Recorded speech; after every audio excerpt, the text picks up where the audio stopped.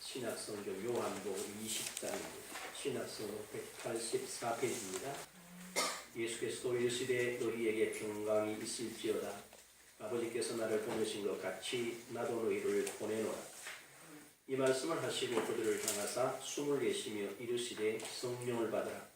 너희가 누구의 죄든지 사하면 사하여질 것이요 누구의 죄든지 그대로 두면 그대로 있으리라 하시니라. 아멘. 우리가 각각 삶의 모습들을 보면 사람들은 어디를 중심으로 살아가느냐 하면 대부분 자기 자신의 관심 분야에 대해서 내가 어디에 관심을 가지느냐에 따라서 그 분야에 집중해서 살아갑니다.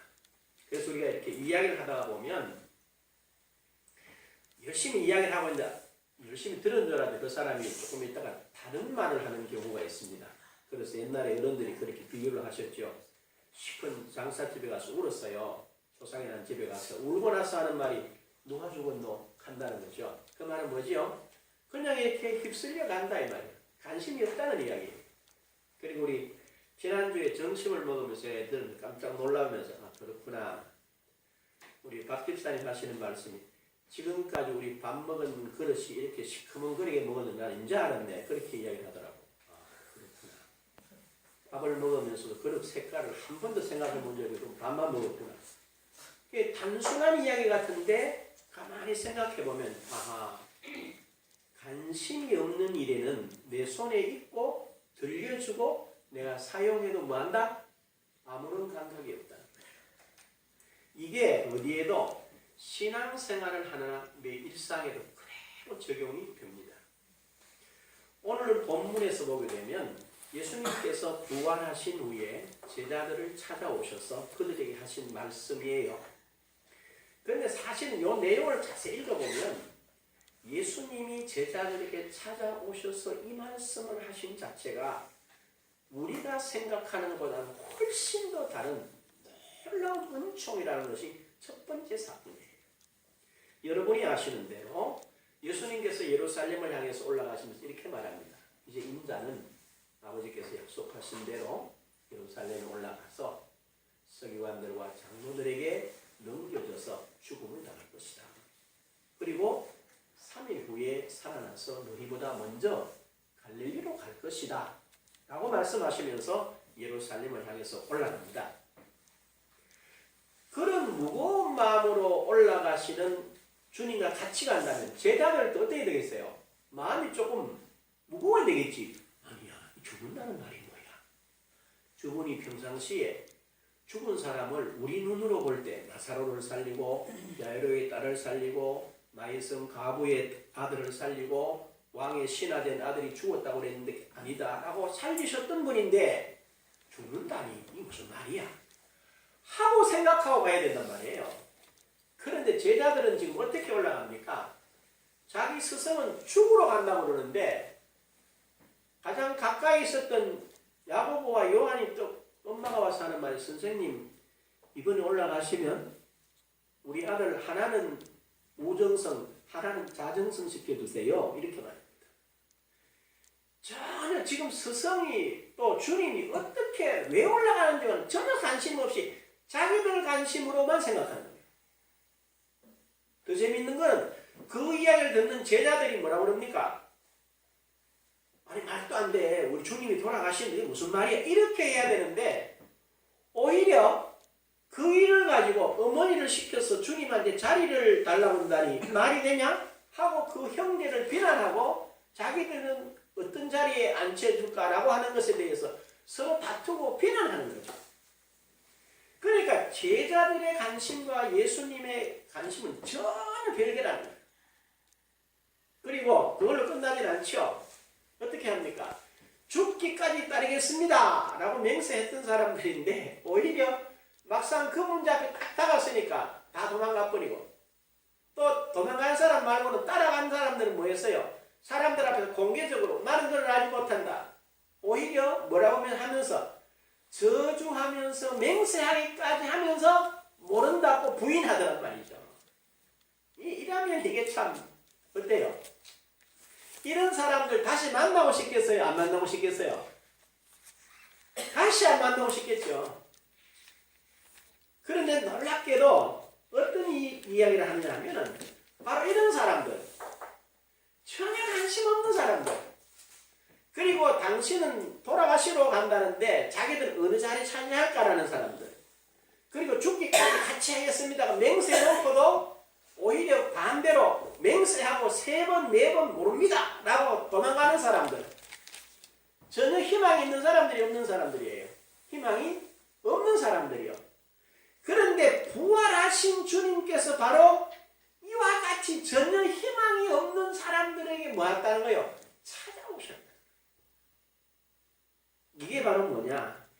이 자체가 은총입니다. 이게 이제 제 눈에 보이듯이 여러분의 눈에도 동일하게 보여야 될 줄로 믿습니다. 우리가 굉장히 해석 아니에요. 가만히 보면 제자들과 똑같아요. 예수님이 우리에게 하시는 말씀, 하나님 우리에게 하시는 말씀에는 별 관심이 없었다는 거예요. 뭐에 관심이 있어요? 내게만 관심이 있는 거예요. 내게만. 나의 뭐에? 입고 먹고 마시고 사는 데는. 가끔 신방을 가서 물어봤지. 연초에 우리는 별로 신방을 요즘 안 합니다만 하면 가서 물어봅니다. 올해 기도 제목 한번 이야기해 보십시오. 아주 뭐 대동소이하면 거의 다 똑같은 말을 해요. 목사님 뭐 건강하긴 하면 됩니다. 뭐 우리 아버지 하는 일 좀 잘 되면 됩니다. 또 뭐 우리 아들 뭐 안 아프고 뭐 그러면 되죠. 뭐 딴 거 있겠어요? 이렇게 그러면 전혀 올 한 해에 맞이한 간격도 없고 또 그 다음에 이 한 해를 내가 어떻게 아름답게 그리고 의미 있게 내 평생에 한 번 허락된 이 시간을 어떻게 이 가치게 이런 내용들이 전혀 없이 그렇게 가요. 그런 것 같으면 뭐라 그러겠어요? 우리 같으면 아이 그래 나 그런 뜻대로 살아 이렇게 말하겠죠. 바로 그런 상태에 있는 이들을 향해서 주님이 찾아오셨다. 이게 얼마나 놀라운 은총인지를 깨달으셔야 됩니다. 그리고 더 재밌는 거는 찾아오신 주님이 제자들 보고 뭐라 그랬어요? 야, 너 왜 안 믿어서? 너 뭐 그렇게 배신 안 한다 하지만은 3번이나 이어서 나를 배신해? 뭐 나를 왜 죽는다 그러면 죽기는 고사고 뭐 시작할 때 도망가더만 이렇게 비난하거나 정죄하시지 않으셨다는 거예요. 한마디도 묻지 않으세요.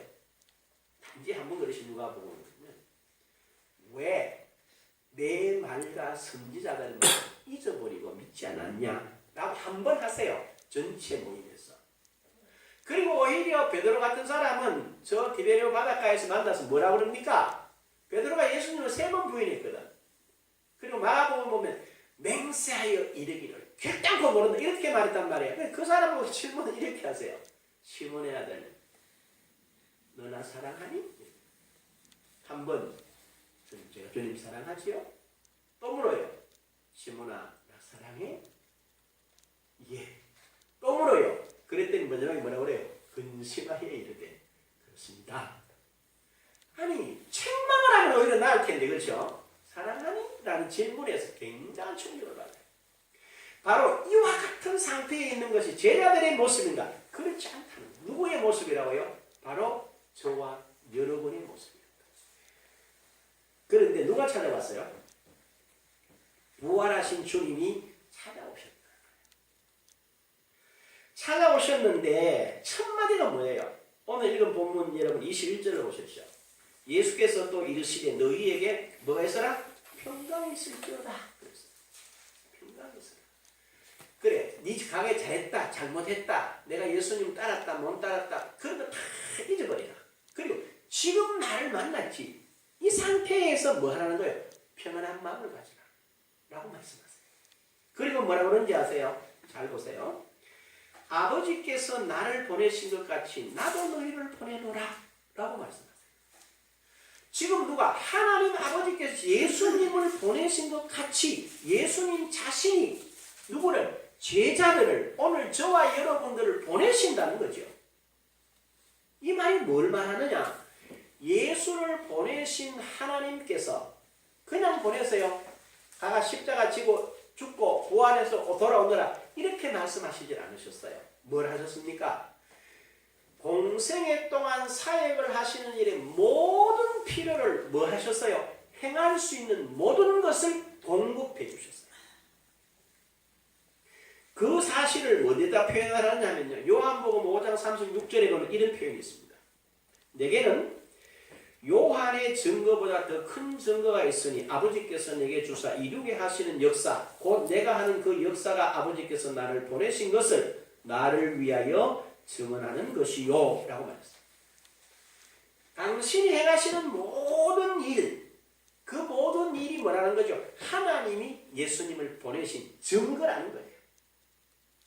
그 다음에 사도행전 10장 38절에 보면요. 하나님이 나사렛 예수에게 성령과 능력을 기름 붓듯 하셨으며 제가 두루다니사 착한 일을 행하시고 마귀에게 눌린 모든 자를 뭐 하셨으니? 고쳤으니. 그러니까 하나님으로부터 성령과 능력을 기름 붓듯 받으시고 모든 착한 일과 마귀에게 눌린 자를 고치신 그 자체가 뭐라고요? 예수님이 하나님께로부터 보내심을 받고 하나님의 나라를 이루셨다는 거예요. 바로 그와 같이 예수님께서 하나님으로부터 보내심을 받은 증거를 받아서 그 일을 했다면 예수께서 지금 제자들과 오늘 예수 믿는 저와 여러분들을 이 세상에 소금으로 빛으로 산 위의 동네로 등잔 위에 등불로 세웠단 말이에요. 그러면 우리에게도 예수님과 같이 그러한 세움을 입은 모든 것을 감당할 수 있는 능력을 주셨겠어요? 안 주셨겠어요? 응? 당연히 주셨겠죠. 근데 여기서 중요한 건 이거란 말이에요. 저와 여러분들이 지금까지 신앙생활을 하면서 한번 잘 돌아보시길 바랍니다. 이 시간에 나는 예수 믿고 구원받았다고 그랬다. 그리고 나서 성경에서 하나님이 예수님을 보내셔서 행하시는 사역을 통해서 하나님이 보내셨다는 증거와 성령과 능력을 기름 붓듯 하셔서 모든 일에 능하게 하신 일처럼 나를 하나님의 아들로 딸로 불러서 이 땅을 살아갈 때에 하나님이 나에게 뭐요? 하나님의 아들과 딸로서 빛과 소금으로서의 모든 일을 감당할 수 있는 능력을 주셨는가를 생각해 본 적이 있느냐. 그리고 우리는 말씀 따라 살아야 됩니다라는 말은 많이 듣고 무슨 말씀을 어떻게 따라 살아야 되는지 잘 몰랐어요. 그리고 말씀에 순종해야 된다 이렇게 말하면 그 자체가 굉장히 무겁게 느껴졌어요. 다른 사람 저는 그랬었어요. 이 말씀에 순종한다는 게 쉽지 않더라고. 굉장히 어렵다고 생각을 했었어요. 그래서 우리는 하나님이 내게 나를 지금 하나님의 아들 삼으시고 목사로 세워가지고 하나님이 이 모든 직책을 감당할 수 있도록 하나님의 능력으로 내게 주셨다. 무언가를 주셨을 거다. 라고 하는 생각을 깊이 하고 거기에 들여지질 못했더라는 거예요. 이게 참으로 제 자신으로 봐 너무너무 내게 안타까운 거, 여러분에게 안타까운 게 아니고 목사가 이렇게 확실하게 그에 못 섰으니까 저와 같이 말씀을 나누는 여러분들은 물어볼 필요가 사실은 말하면 없어요. 왜? 그런 내용을 못 나눴으니까. 그러면 읽으면서 스스로 알았나? 그렇게 몰랐다는 거예요. 그러면 예수님께서는 어떻게 하셨나? 생전에 한번 보십시다. 마태복음 10장 1절에 보면 이렇게 되어 있어요. 예수께서 그 12 제자를 부르사 더러운 귀신을 쫓아내며 모든 병과 모든 약한 것을 고치는 권능을 주시니라. 더러운 귀신을 쫓아내며 모든 병과 모든 약한 것을 고치는 권능을 뭐요? 주시니라 그랬어요. 누구한테? 제자들에게. 바꾸어 말하면 오늘 예수 믿는 저와 여러분에게 바로 이런 권능을 주셨다는 거예요. 우리는 그런 권능을 받았다고 믿어요? 안 믿어요? 예? 보통 우리 생각에는 그거는 특별한 사람이 하는 줄로 알았어요. 그리고 여러분 그 가졌으니 이러면 아멘 하고 아멘까지 하는데 됩니까? 이러면 안 되는데요. 그러면 안 줬단 말이냐? 아니거든요. 주셨다는 거예요. 분명히. 그래 어느 정도로 많이 주셨냐? 한 번만 더 읽어요. 누가복음 10장 19절에 보면 잘 보십시오. 내가 너희에게 뱀과 정갈을 밟으며 원수의 모든 능력을 제어할 권능을 주었으니 너희를 해칠 자가 결코 없으리라. 어? 뭐라고요?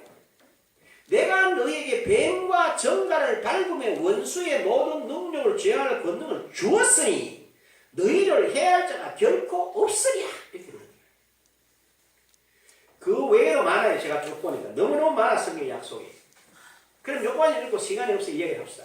그러면 저와 여러분이 분명히 하나님은 예수님은 제자들에게 줬고 반드시 믿는 자들에게 주었다는데 왜 내게는 안 되나 이거야. 안 되는 이유가 뭐예요? 첫째는 그 이유가 이겁니다. 내가 그런 걸 받았고 알지 못한 거. 알고는 믿지 못한 거. 목사님 믿었는데도 안 되는 이유는 안 행했다는 거예요. 재미난 일은 이런 이야기입니다. 우리나라에 참 이런 사람들이 많아서 한때는 자동차 운전 면허증을 따라고 해가지고 말이죠. 공무원이나 기관에 있는 사람들 차가 없으면서 단체로 가가지고 뭐 이렇게 교육받아가 면허증을 딴 사람이 옛날에 참 많았어요. 그래 그분들 면허증 따는 연식을 보면 말이죠. 1969년도 뭐 70년, 72년 이런 식으로 따는 사람들이 많아. 그런데 뭐 했어요? 그냥 단체로 우가가 닦기만 했지 차가 없어가 한 번도 운전을 해본 적이 없어요. 뭐만 있어요? 면허증만 있지 운전을 안 해봤기 때문에 하락하면 해내요 못 해내요? 못 해내요. 아이고 내가 무서워 못한다. 이게 면허증 내가 지금 가지고 있지만 이거는 내가 뭐 하려고 한 게 아니고 막 우리 그때 단체로 가가지고 닦는 거다 못한다. 그런 이야기를 하는 분들이 많았어요. 분명히 라이센스가 있어요. 자격증이 있어요. 그런데 그걸 사용을 안 하니까 모르는 거예요. 내가 이렇게 우리 어느 장모님이 말이죠. 이분이 대학 교수예요. 그리고 자기가 이제 열심히 믿음 생활을 하는데 우연히 성경을 보니까 이렇게 되도록 되어 있더라는 거야. 그래서 자기가 이제 열심히 이제 믿음 기도하고 말씀을 따라서 하고 뭐 다른 사람 책도 보고 공부를 열심히 해가지고 아예 해보니까 안 되더라는 거야. 한 번 해보고 안 되고 두 번 해보고 안 돼. 세 번 해보고 안 되더래요. 그리고 어느 날 밥을 먹는데 말이야. 자기 딸아이가 아빠 내가 어제부터 갑자기 이렇게 감기가 와 열이 나가지고 밥을 못 먹고 힘들게 돼. 그래 장모님인데 그래 그날 또 딸한테 그래 그러면 아빠가 기도해 줄게 하고 이제 손으로 이제 기도를 한 거예요. 기도를 했는데 놀랍게도 그 자리에서 그 딸이 보면 덜컥 나왔다는 거예요. 아빠 내 갑자기 깨끗하게 나는 것 같아 기분이. 그리고 아무렇지도 안 하고 그래 밥을 먹고 나가더라는 거예요. 그래 장모님의 교수인데 이 양반이 자기 방에 생각을 한 거예요. 아니 지금까지 안 됐는데 오늘 아침에 되는 일이 뭐고? 이 생각을 해요. 그래서 뭘 깨달았어요? 아, 한 번 하고 두 번 하는 게 아니구나. 내가 믿음으로 이것을 어떻게 행하나 본인이 자꾸 행하다가 보면 뭔가 알아진다는 거죠. 처음에 다 생각해요. 똑같아요. 영적인 일이나 육신적인 일이 똑같아요. 처음에 우리가 운전을 배워봅니다. 저도 운전한 지 한 30년 넘어지는데요. 처음에 우리 운전을 배웠을 때는 이 스틱이 있었어요. 스틱이 있었어요. 자동은 별로 없었어요. 그런데 한 30년 정도 하고 나니까 비가 오든지 눈이 오든지 새벽이든지 밤이든지 낮이든지 언제든지 운전하는 거에 대해서는 신경을 씁니까 안 씁니까? 아예 자동이죠. 나가면 주머니에 손 넣어가지고 뭐합니까? 키 내가지고 척 문입니다. 그 문이 척 열고 시동이 걸면서 하면 머리에서 입력이 쫙 돼요. 자 어디로 갑시다 이러면 저랑 이제 우리 집사람 가고 내가 여기 어디 가죠 그러면 알았어요. 그 끝이라는 왜? 요리 가서 쫙 요리 가다 요 가다 이렇게 쫙 어디 있어? 운전은 어떻게 하는 게 아니라 그 길, 신호등 뭐까지 다 뭐가 돼 있어요. 대구에 있는 도심 시내 어느 골목 어느 정도는 제가 신방을 한 20년 넘어 했잖아요. 그러니까 바삭하게 한다는 거예요. 처음에 가는 사람 전혀 몰라요. 똑같아요. 저와 여러분들이 주님께서 저와 여러분들을 뭐 하셨다는 거죠? 내가 너희를 보낸다. 그러면 예수께서 하나님을 보내실 때 그냥 보내시지 않는 것 같이 예수 그리스도께서 저와 여러분을 그냥 보내지 않았을 것이다 라는 생각을 가지고 마태복음 10장 1절이나 누가복음 10장 19절 말씀 그 외에도 많은 약속들 우리가 외우는 마가복음 9장 23절에 뭐라고 그랬어요? 예수께서 이르시되 할 수 있거든이 무슨 말이냐? 믿는 사람에게는 능치 못할 일이 없느니라 라고 하신 말씀을 뭐 한다는 거죠? 우리의 삶에 계속해서 뭐하고 생각하고 말하고 믿고 행하면 그것이 당연하게 저와 여러분에게도 나타날 줄로 믿습니다. 이렇게 되어 있어요. 그래서 누가복음 10장 17절에 뭐라고 그럽니까? 이렇게 말합니다. 70인이 기뻐하며 돌아와 이르되 주여 주의 이름이면 귀신들도 우리에게 항복하리라 라고 말했거든. 그러면 이게 뭐예요? 이 사람들도 나가가지고 내 이름으로 귀신을 쫓아내고 모든 병을 고치고 모든 약한 것을 강하게 해라 라는 말을 들었을 때 정말로 되겠나? 라는 생각을 했다는 거야. 그래서 가서 해보니까 되니까 너무 놀란 거예요. 그래서 그 곡을 한다 이 말이죠. 오늘 저와 여러분들은 예수님께서 저와 여러분들에게 뭐라고 내가 너희를 보냈다. 그리고 내가 보냈기 때문에 너희는 모든 것을 할 수 있도록 내가 너희에게 허락했다는 이 약속 가운데 여러분들이 서시기를 주님의 이름으로 부탁합니다. 서세요. 그 다음 22절 잘 보십시오. 이 말씀을 하시고 그들을 향하여 숨을 내쉬며 이르시되 뭘 받아라? 성령을 받아라. 이렇게 말씀하십니다. 자, 이 장면이 여러분 어디에 나와요? 이 장면은 여기 처음 나오는데 이 장면과 유사한 장면이 한 군데 있어요. 어디 있죠? 구약 성경 창세기 2장 7절을 여러분 한번 피워보십시오. 7절. 자, 같이 한번 읽을까요? 시작. 여호와 하나님이 땅의 흙으로 사람을 지으시고 생기를 그 코에 불어넣으시니 사람이 생명이 되니라. 제자들 보고 이들을 향해서 숨을 내쉬고 성령을 받으라 하신 거하고 바로 하나님께서 여호와 하나님이 흙으로 사람을 만들고 코에다가 생기를 훅 하고 불어넣으신 장면하고 비슷하죠. 그래서 뭐가 됐어요? 2장 7절에 보니까 사람이 뭐가 됐더라? 생명이 됐더라. 생명적인 존재가 됩니다. 그러면 생명이 돼서 이 사람들이 어떻게 했어요? 이는 범죄 이전의 사람을 말합니다. 범죄 이전의 사람을 잘 생각해야 돼요. 생명이라 이 사람은 달라. 타락한 이전 이후하고는 다르단 말이에요. 그래서 어땠냐? 창세기 3장을 여러분 한번 보십시오. 8절. 이렇게 되어 있죠. 그들이 그날 바람 불 때에 동산을 거니시는 여호와 하나님의 소리를 듣고 아담과 그 아내가 여호와 하나님의 낯을 피하여 동산 나무 사이에 숨은지라 이렇게 되어 있어요. 뭐 했어요? 숨었다 얘기하면 포인트를 두지만 잘 생각해보란 말이에요. 이 사람들이 낯을 피했다 이렇게 되어 있죠. 그 다음에 숨었다 이렇게 되어 있습니다. 그렇죠? 그럼 낯을 피했다는 말은 뭡니까? 서로 평상시에는 어땠어요? 낯을 봤다 그 말이잖아요. 그 다음에 숨었다 이래 나타나면 서로 뭐한다? 볼 수가 있었다 라는 이야기가 돼요. 그런데 목사님 그게 가능합니까? 이거는 지금 어디요? 타락된 상태에서 그 장면을 생각해서 그런 거예요. 타락되기 이전에는 이 사람들이 아담과 하와로부터 지음받은 이 사람들이 뭐 했다는 거예요? 이 사람이 하나님을 볼 수 있었고 만날 수 있었고 이렇게 숨었다는 말은 바로 볼 수 있었고 듣고 했다는 이야기예요. 그런 말이지 않습니까? 그래서 타락한 우리의 시각이 아닌 생명 상태로서 당연히 하나님을 배울 수 있었는 것이 뭡니까? 정상이라는 거죠. 그래서 천사들이 하나님의 얼굴을 뭐 한다고 그랬어요? 본다고 그랬죠. 그럼 하나님의 얼굴이 있다는 말이에요? 없다는 말이에요? 있다는 말이에요. 천사들도 형체가 있다는 말입니다. 그래서 성경에 보면 대표적으로 많은 등장하는 천사가 있어요. 누가 나와요? 천사 가브리엘이 나와요. 이름이. 그 다음에 또 누가 나오죠? 미가엘이라는 인물이 등장해요. 그 다음에 열왕기상에 보게 되면요. 미가라는 선지가 하늘을 보니까 하늘의 천사들이 하나님과 뭘 하더라? 하늘 회의를 하는 게 보이잖아요. 뭘 가지고 있다? 형체를 가지고 있다는 거예요. 그래 얘들뿐만 아니고 누구도요? 하나님도 똑같은 형체를 가지고 계세요. 출애굽기 33장 22, 3절에 보면요. 제가 읽지 한번 들어보십시오. 손을 거두리니 내가 내 등을 볼 것이요 얼굴은 보지 못하리라. 누가? 하나님이 모세에게 하시는 말씀이에요. 등은 보는데 얼굴은 못 본다는 거예요.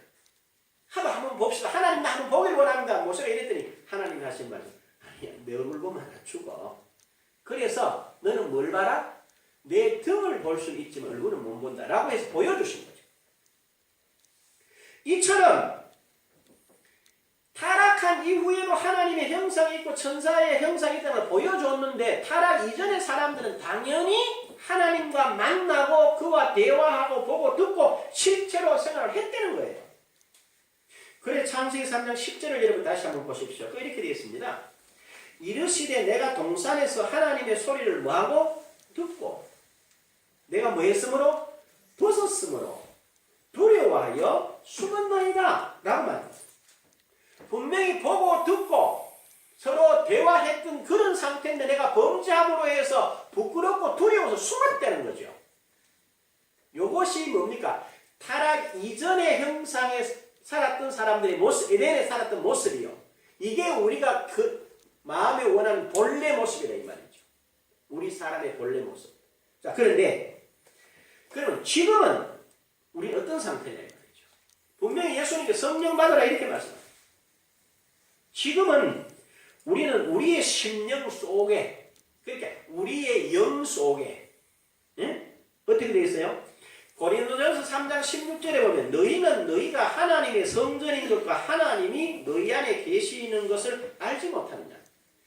저와 여러분 마음에 누가 계신대요? 하나님의 성령이 계신다. 이 사실. 그 다음에 고린도전서 6장 19절에서 20절에 보면 너희 몸은 너희가 하나님께로부터 받은 바 너희 가운데 계신 성령의 전인 줄 알지 못하느냐? 너희는 너희 자신의 것이 아니라 값으로 산 것이 되었으니 그런즉 너희 몸으로 하나님께 영광을 돌리라. 이렇게 그러면 우리가 여기서 뭘 봐야 됩니까? 아, 내 안에 누가 계신다? 성령이 계신다. 그리고 내 몸은 내 것이 아니고 하나님이 값을 주고 샀다. 그러면 나의 영과 내 몸을 누가 관리하시겠어요? 내 영은 하나님이 관리해 주시고 내 육은 누가 관리해요? 내 스스로가 잘 관리해야 된다. 왜? 값으로 산바가 되어 있으니까. 자, 그러면 이 성령, 지금 내 안에 계신 성령, 이분은 도대체 어떤 분이시냐라는 거예요. 이게 중요하죠. 그래서 요한복음 14장 16절에 보면요. 내가 아버지께 구하겠으니 그가 또 다른 보혜사를 너희에게 주사 영원토록 너희와 함께 있게 하리니 그는 진리의 영이라 세상은 능히 그를 받지 못하니 이는 그를 보지도 못하고 알지도 못함이라. 그러나 너희는 아나니 그는 너희와 함께 거하시며 또 너희 속에 계시겠습니다. 그랬어요. 그러니까 잘 보세요.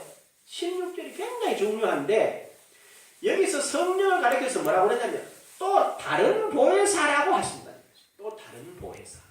말이 재밌어요. 보세요. 보혜사가 원래 있는데 또 다른 보혜사가 있다는 거야. 그러면 원보혜사는 누구요? 원보혜사는 바로 예수님이시라는 거죠. 그런데 예수님은 저와 여러분이 알다시피 그분은 뭘 가지고 계세요? 육체를 가지고 계세요. 그런데 지금 예수님께서 또 다른 보혜사로 보내는 이분을 가리켜서 뭐라 그러나 14장 17절에 보면 첫창만 첫째 그래요. 그는 진리의 뭐라? 영이라. 뭐가 없어요 그분은. 영적인 존재, 육을 가지고 우리 눈에 보이지 않는다는 이야기예요. 그래서 우리는 그와 같이 육체가 없이 영으로 와 계신 이 성령을 우리가 어떻게 하면 알 수 있느냐는 거죠. 간단해요. 복잡하게 생각하지 말고 갈릴리에 오셔서 유대에 오셔서 갈릴리 해변에서 모든 일을 행하시던 예수님이 하신 행정 그걸 보고 내 속에 계시는 성령께서는 같은 보혜사신데 영으로 오셔가지고 내 몸을 통해서 뭐하고 싶구나? 예수께서 행하신 모든 일을 나를 통해서 하기 위해서 내 안에 와 계신다는 사실을 여러분이 인정하고 믿으시면 됩니다. 그러려고 하면 뭘 해야 되느냐? 먼저 이분이 어떤 일을 하시느냐를 잘 봐야 돼요. 요한일서 2장 27절 이렇게 되어 있습니다. 너희는 주께 받은 바 기름 부음이 너희 안에 거하나니 아무도 너희를 가르칠 필요가 없고 오직 그의 기름 부음이 모든 것을 너희에게 가르치며 또 참되고 거짓이 없으니 너희를 가르치신 그대로 주 안에 거하라. 잘 보세요. 가르치신대요. 가르친다. 그리고 그는 참되고 진실에서 거짓이 없다. 가르치는 그대로 주 안에 거하라. 이렇게 되어 있어요. 그러면 하나님의 영이 내 속에 들어와서 나를 가르친다는데 내가 어떻게 하면 그 가르침을 받을 수 있어요? 좀 더 얘기합시다. 그냥 한 번만 더 보십시오. 요한일서 4장 4절에 보면 자녀들아 너희는 하나님께 속하여 또 그들을 이겼나니 이는 너희 안에 계시니가 세상에 있는 자보다 크심이라. 내 안에 계시는 그분이 가르치실 뿐만 아니고 세상에 있는 자보다 크다는 거예요.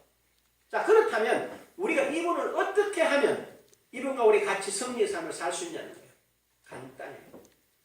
우리 자꾸 성령을 이상하게 설명을 하다 보니까 어렵게 말했는데 간단하게 설명하면 자, 내 안에 계세요. 그럼 뭐 어떻게 해야 되겠어요?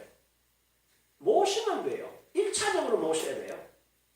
근데 목사님 모시면 뭐 들립니까? 여러분 우리의 영은 우리에게 이야기합니다. 우리에게 이야기, 양심의 소리. 쉽게 말해서 예수 안 믿는 사람들, 거듭나지 못한 사람들의 양심의 소리는 다 자기 욕심, 자기 중심적인 삶이에요. 그러나 예수 안에서 여기 거듭난 사람들은 엄밀하게 들어보면 여러분 분명히 우리가 생활하면서 알죠. 내가 무슨 이렇게 하나님 기뻐하지 않는 일, 그리고 내가 이걸 해서는 안 되는 일을 할 때 분명히 뭐라고 그래요? 내 영이, 내 양심이 내인데 덧질해야 하네요. 하죠. 그와 똑같이 우리가 무엇을 어떻게 할지를 성령님을 일단 내가 모시는 거예요. 어떻게 모셔요? 잠언 3장 5절에서 6절에 이렇게 되어 있습니다. 너는 마음을 다하여 여호와를 신뢰하고 네 명철을 뭐하지 마라? 의지하지 마라. 범사에 그를 인정하라. 그리하면 그가 내 길을 뭐하시리라? 지도하신다. 이렇게 됩니다. 그러니까 우리가 그분을 모시는 거예요. 어떤 일을 하기 전에 자 사업을 해요. 내가 어떤 여행을 가야 되겠어요. 다른 사람이 꼭 가야 된다는데 물어보는 거예요. 성령님 내가 이 여행을 가야 되겠습니까? 말아야 되겠습니까? 물어보는 거란 말이에요. 목사님 그런 것까지도 답을 합니까? 그런 답이 반드시 있어요. 그래서 우리가 이런 일도 뭐 하지 않아서 앞에서 말한 대로 하나님이 내게 주신 이 권능들을 사용 안 해서 모르는 거지, 못하는 거예요. 자격증만 가지고 있지 운전을 못하는 것과 같이 약속만 가지고 있지 모르는 것 같이 이 약속을 모르면 사용을 안 해서 못하는 것 같이 성령을 모시고 그분과 의논한다는 이야기도 여러 번 들었지만 실제로 어떻게 하는지를 몰랐기 때문에 못한 거예요. 그러나 우리가 그분을 그냥 모시면 돼요. 그분을 모시면 그분은 반드시 저와 여러분에게 뭐 하게 되어 있어요? 역사하시게 되어 있어요.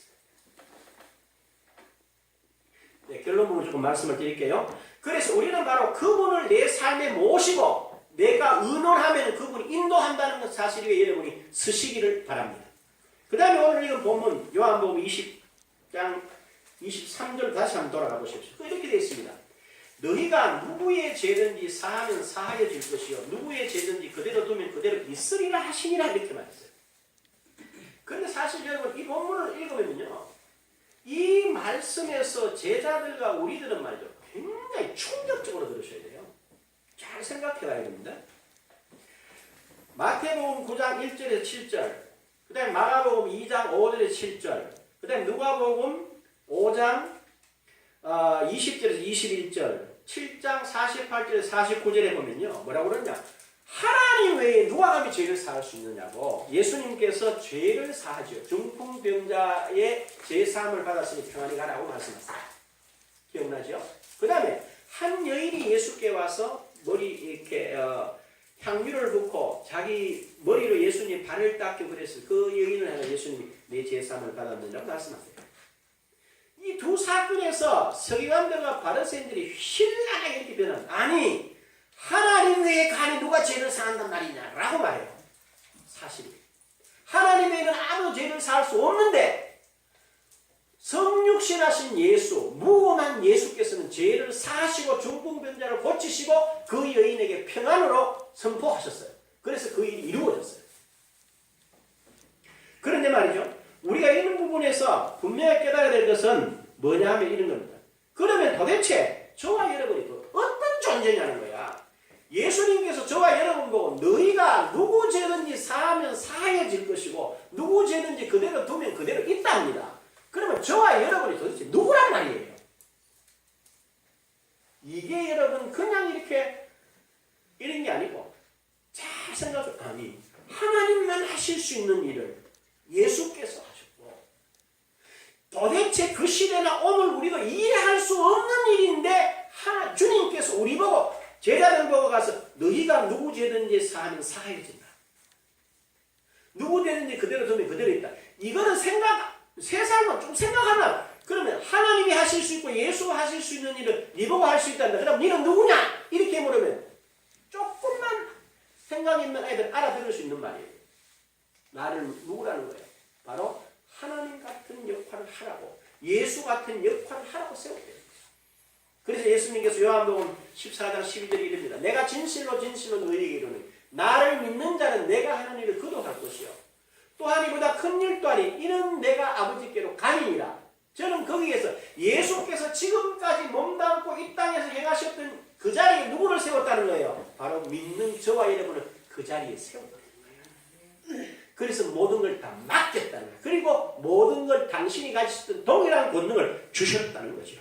이걸 우리가 뭐 해야 됩니까? 깨달으셔야 합니다. 결론으로 여기서 잘 한번 생각해 봐야 돼요. 뭘 생각하느냐?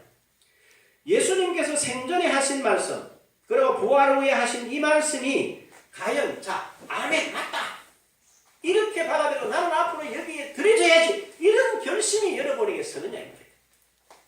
아니면 말씀은 그렇지 참말로 그렇게 했나 라고 하는 회의 내지는 의심이 없는 거죠. 지금부터 제가 하는 말씀을 잘 들어주십시오. 성령의 역사는 앞에서 내가 말씀드린 성령의 역사라고 하는 것은 저와 여러분이 생각하는 것 같이 그렇지 않다는 거예요. 데살로니가 전서 5장 19절에 보면요. 성령을 소멸치 말며 라고 되어 있어요. 그래서 소멸치 만다라는 말을 제가 찾아봤어요. 뜻을. 뭐라고 되어 있는지 아세요? 사라져 없어지거나 또는 자치도 남지 않도록 없애버림. 그래서 지금 제가 여러분에게 이 말씀을 드릴 때 여러분 마음속에 우리가 그 정도 된단 말이가? 우리를 주님이 그렇게 만드셨단 말이가? 이렇게 들리지. 맞아, 저건 하나님이 하신 말씀에 내는데 샘을 걸게 이렇게 안 들려진다는 거예요. 이게 바로 뭐란 말이죠. 그래, 저건 아주 미미한 음성으로 들려온다는 처음에는 이걸 뭐 해야 돼요? 여러분이 붙잡으셔야 돼요. 그걸 붙잡으라는 거예요. 그 다음에 뭐라고 해서 20절에 보면 이렇게 되어 있어요. 예언을 멸시하지 말며. 멸시란 말이 뭐죠? 업신여긴다는 거예요. 말이 그렇지 뭐 우리 그래 되겠나? 이런 생각하지 말라는 거야. 그래서 뭐라고 해서 21절에 범사에 헤아려 좋은 것은 취하고 악은 어떤 모양이라도 버리라. 이 부분을 여러분이 깨달아야 됩니다. 제가 말이죠. 여러분에게 말씀드리긴 좀 그래서 내용은 말씀 안 드리지만 기도하는 제목이 하나 있었어요.